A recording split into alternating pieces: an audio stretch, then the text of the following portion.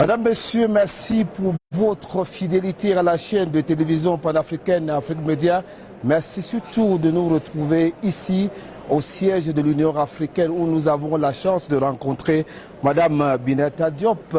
Elle est envoyée spéciale auprès de la Commission de l'Union africaine pour l'agenda Femmes, Paix et Sécurité. C'est une diplomate chevronnée que nous avons rencontrée pour vous. Excellence, bonjour et merci d'avoir accepté l'invitation d'Afrique Média. Bonjour Afrique Média et bonjour à tous les téléspectatrices et téléspectateurs. Merci. Merci énormément à vous, Excellence. Excellence, vous êtes ici, nous sommes tous dans le cadre de cette 36e édition du sommet des chefs d'État de l'Union africaine, alors qui se tient sur cette importante thématique, l'accélération de la mise en œuvre de l'accord de partenariat de libre-échange continental.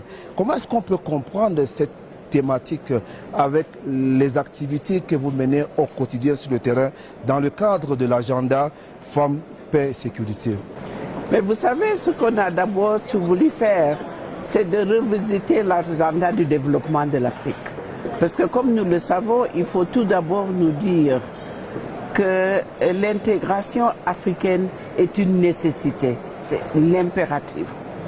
Et nous avons vu tous les conflits. Vous avez déjà dit que mon mandat, c'est autour de la paix et de la sécurité. Sans paix et sécurité, nous n'allons même pas mettre en œuvre la ZLECA, comme vous le dites, la zone de libre-échange. Nous voulons voir que la circulation des biens et des personnes. Et pour cela, je pense que nous sommes aujourd'hui ici, c'est dire, peut-être qu'il y a un pas en avant. Peut-être en mettant en œuvre la ZLECA, ce que ça va nous permettre, aussi c'est l'intégration africaine qu'on a voulu, que nos pays puissent, à travers le commerce, parce qu'à travers l'économie peut-être que nous pouvons trouver des solutions. Si on a des objectifs communs, de faire que l'Afrique, qui a un peu plus de milliards d'habitants, qui est un marché énorme, potentiel pour nous, les jeunes, les femmes. Et on sait que si on se concentre sur cela, plus que l'Union européenne, juste l'Afrique, on va s'intégrer. Et si nous avons, disons, ouvert nos frontières, peut-être cette zone de libre-échange nous permettra aussi de résoudre nos conflits parce qu'on aura des intérêts communs. Et quel intérêt commun? Par exemple,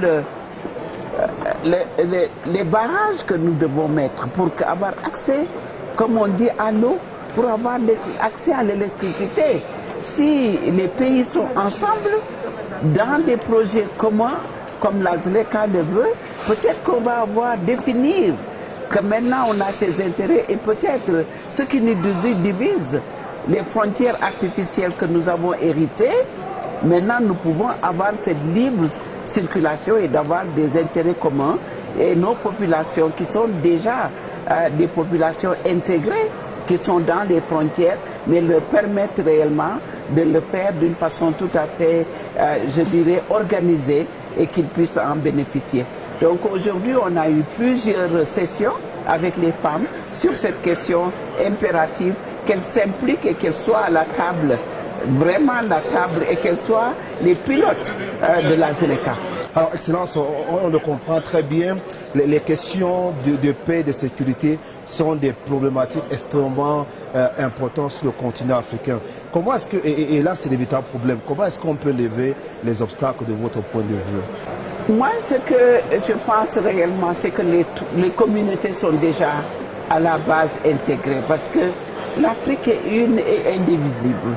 Et on voit que ce soit du Sénégal, du Tchad, etc. On a des histoires qui se ressemblent. Nous savons, je viens du Sénégal et la Gambie, peut-être ce qui nous a divisés, c'est peut-être la langue, l'anglais. Et c'est vraiment la colonisation qui a fait que les mêmes peuples qui ont les mêmes langues, qui ont les mêmes coutumes, les mêmes traditions, tout d'un coup se retrouvent confrontés à des problèmes.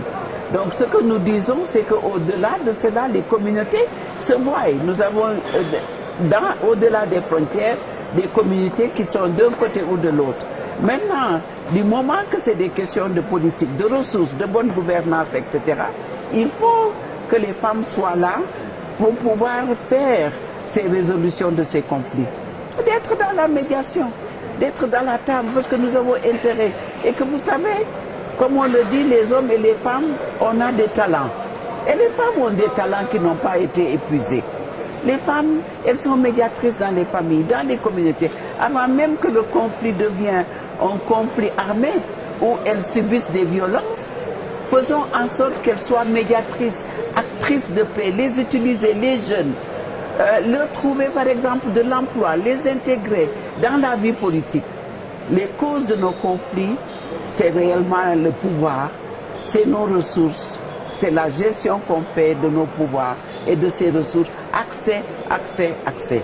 Donc les femmes, si on les intègre, et si on intègre les jeunes dans la vie politique, dans la vie économique, dans les décisions, qu'elles puissent bénéficier de nos ressources, je crois là on pourra commencer à prévenir. Parce qu'il y aura toujours conflit.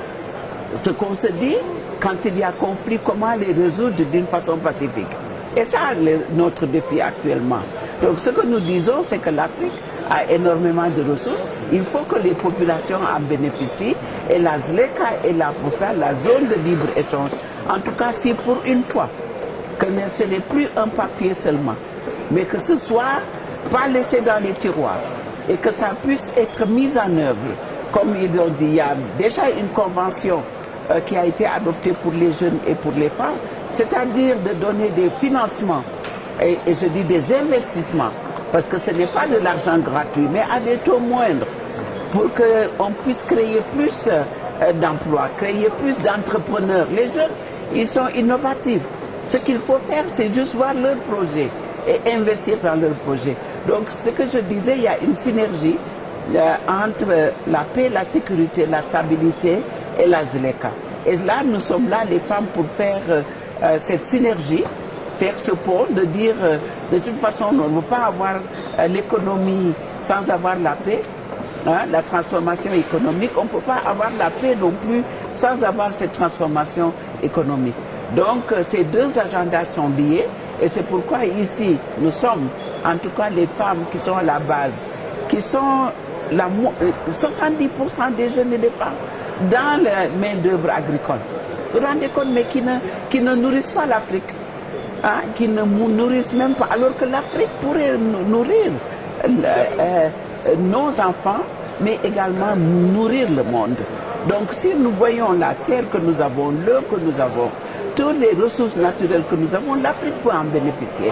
C'est maintenant comment nos leaders peuvent s'organiser pour avoir l'innovation, pour pouvoir accélérer, comme on dit, la cadence et faire entre autres que des solutions qui existent et que d'autres continents ont utilisées, pouvoir les mettre ici. L'industrialisation, on le sait, mettre les femmes et les enfants aussi dans la chaîne agricole pour qu'ils soient des entrepreneurs dans toute la chaîne de valeur, pas seulement dans la production, dans la transformation, dans la vente.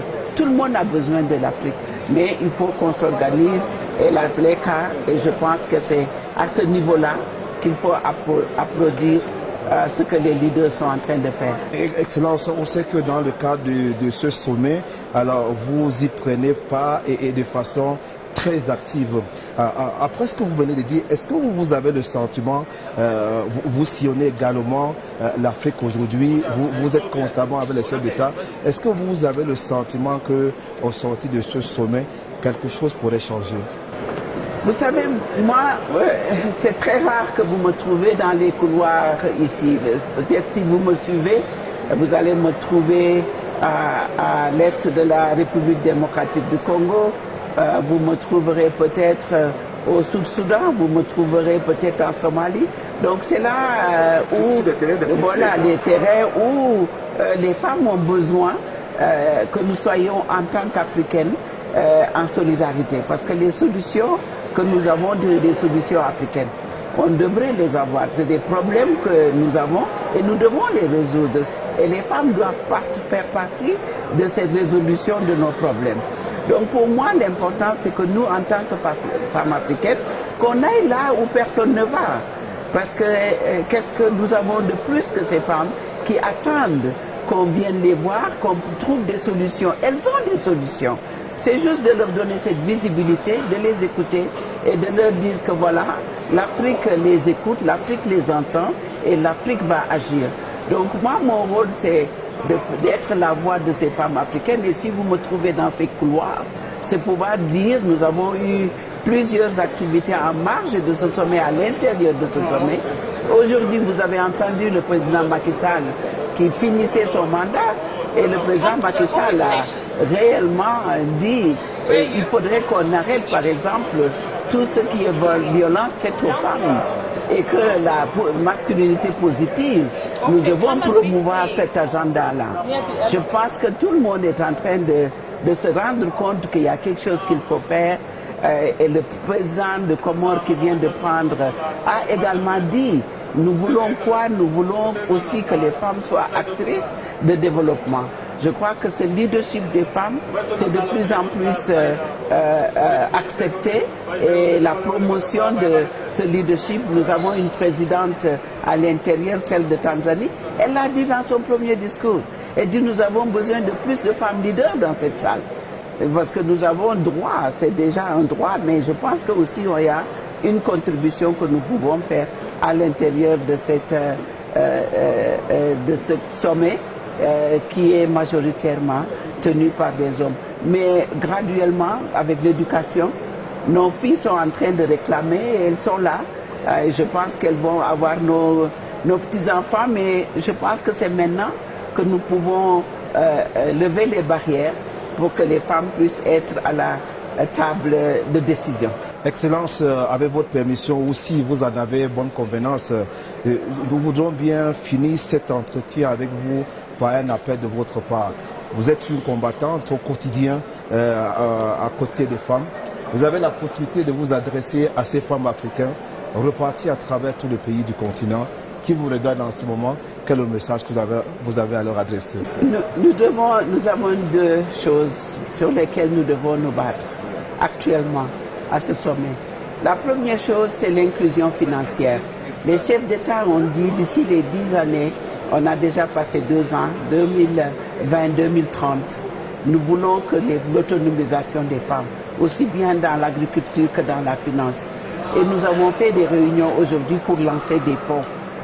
Un fonds de 2 milliards avec AWIF, un fonds de 10 milliards avec Wi-Fi.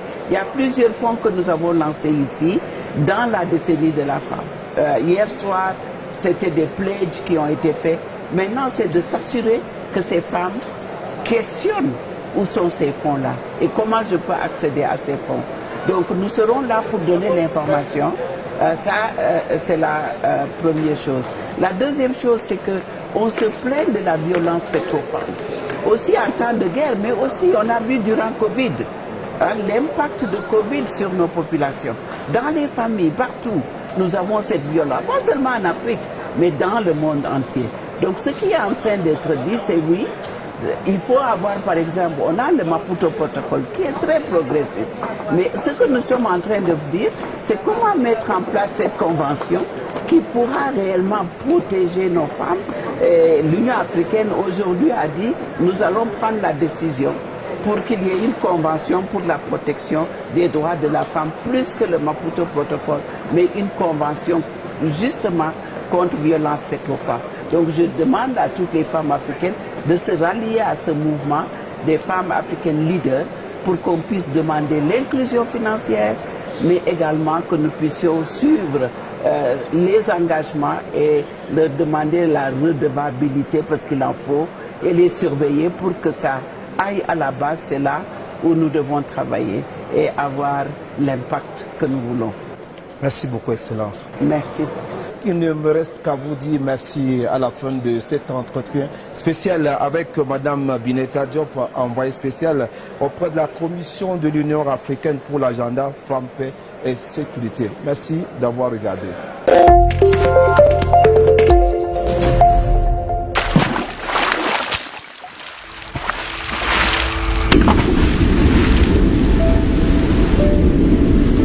Afrique Média.